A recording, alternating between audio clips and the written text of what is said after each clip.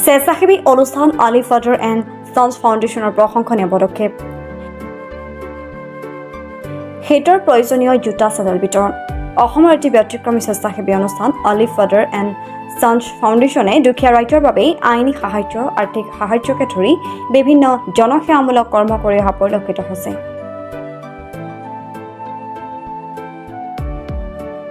এগৰাকী 22 বছৰীয়া যুৱকৰ নেতৃত্বত গঠন হোৱা স্বেচ্ছাসেৱী সংগঠনটোৱে আজি জালুকবাৰী আৰু শুৱালকুছিত শীতৰ বাবে সৰ্বসাধাৰণ অতিকৈ প্ৰয়োজনীয় সামগ্ৰীয়ে ফিলা ব্ৰেণ্ডৰ জোতা চেণ্ডেল আৰু প্ৰায় 1000 ৰাইজৰ মাজত কাপোৰ বিতৰণ কৰে।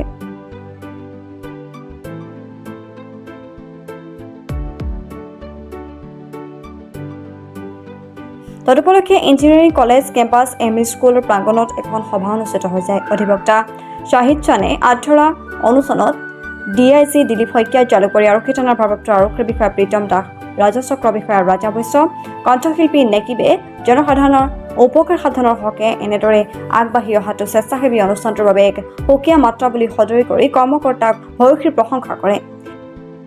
স্বেচ্ছাসেৱী অনুষ্ঠানটোৰ সঞ্চালক তমিজ আলী ৰাজীৱ দত্ত এই জোতা চেণ্ডেল প্ৰদানত সংস্থাটোক সহযোগিতা কৰে।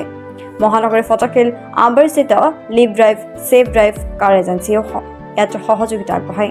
সমাগত শীতৰ প্ৰতি লক্ষ্য ৰাখিয়ে পুৰুষ মহিলাৰ মাজত বিতৰণ কৰে জোতা চেণ্ডেল। শীতৰ আগমনৰ লগে লগে দামী জোতা চেণ্ডেল লাভ কৰি তেওঁলোকক আনন্দিত হৈ পৰা পৰিলক্ষিত হৈছে। অনুষ্ঠানটোৰ সভাপতি তথা নৱপ্ৰজন্মৰ যুৱক জেচিম আলীয়ে সজৰি কৰিছে পৰৱৰ্তী সময়তো হাজোৰ গ্ৰামাঞ্চলৰ ৰাইজৰ মাজত শিক্ষা স্বাস্থ্যৰ ওপৰত পদক্ষেপ ল'ব স্বেচ্ছাসেৱী সংগঠনটোৱে।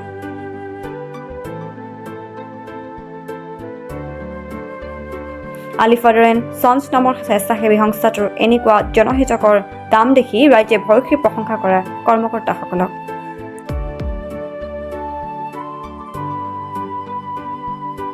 যে আমি দুখীয়া দৰিদ্ৰৰ বাবে আমি সদায় উপস্থিত।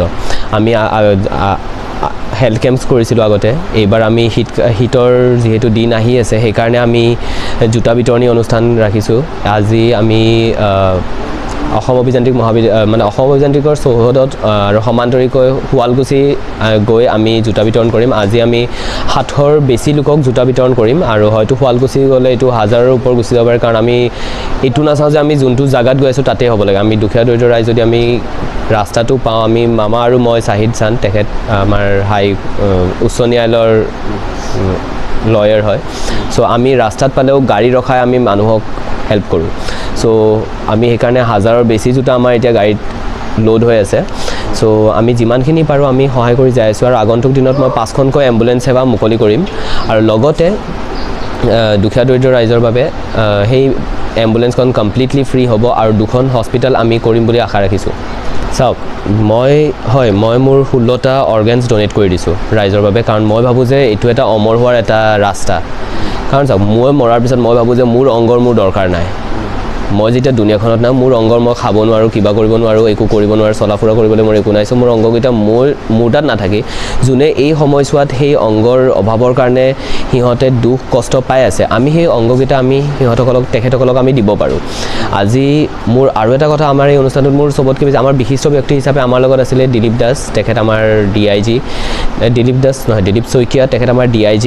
লগতে উপস্থিত আছিলে আমাৰ ৰাজচক্ৰ বিষয়া ৰাজা বৈশ্য ডাঙৰীয়া, আমাৰ জালুকবাৰী আৰক্ষী থানাৰ IC প্ৰীতম দাস ডাঙৰীয়া আৰু আমাৰ সকলোৰে মৰমৰ কণ্ঠকাৰ আমাৰ নেকিব হুছেইন। লগতে ডাইৰেক্টৰ আহিছিলে আমাৰ বিৰিঙনি ডাইৰেক্টৰ, তেখেতে বহুতো অসমীয়া বোলছবিত ডাইৰেকশ্যন দিছে, আমাৰ ৰাজীৱ দত্ত ডাঙৰীয়া। ৰাজীৱ দত্ত ডাঙৰীয়াও এই আমাৰ অনুষ্ঠানটোত আহি পেলাই তেখেতৰ গোটেইখিনি অংগ ডনেট কৰিলে আৰু কাইলৈ আমি সোমবাৰৰ দিনটোত আমি তেখেতৰ অংগদানৰ যিখিনি প্ৰচেছ, আমি সেই প্ৰচেছবোৰ শেষ কৰি আমাৰ আলি ফাদাৰ এণ্ড সন্স ফাউণ্ডেশ্যনৰ ফেচবুক পেজত আমি আপলোড কৰিম আৰু তেখেতক অশেষ ধন্যবাদ দিছোঁ। আৰু মই ৰাইজকো ক'ম, আপোনালোকে যিমানে আগুৱাই আহিব পাৰে বা যোনখিনি ৰাইজে আগুৱাই আহিব পাৰে, আপোনালোকে যাতে আমাক সেইখিনি আগুৱাই পেলাই আমি যাতে ৰাইজক হেল্প কৰিব পাৰোঁ, সেইটোৰ কাৰণে আপোনালোক যাতে আগুৱাই আহে।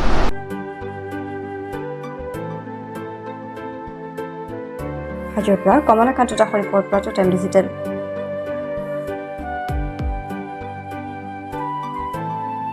অসমৰ সংবাদ জগতখনৰ বাবে এক সুখবৰ।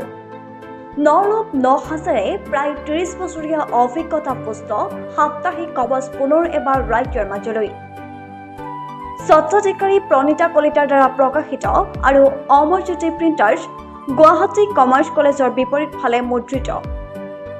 আমাৰ ঠিকনা মুখ্য কাৰ্যালয় অসম ফৰেষ্ট স্কুল হৰি মন্দিৰ পথ গুৱাহাটী আৰু অস্থায়ী কাৰ্যালয় কলিতা মাৰ্কেট বিজয়নগৰ কামৰূপ অসম। মোবাইল নং 9435114666 আৰু 7024722813। Mail ID prabhatiahom@gmail.com।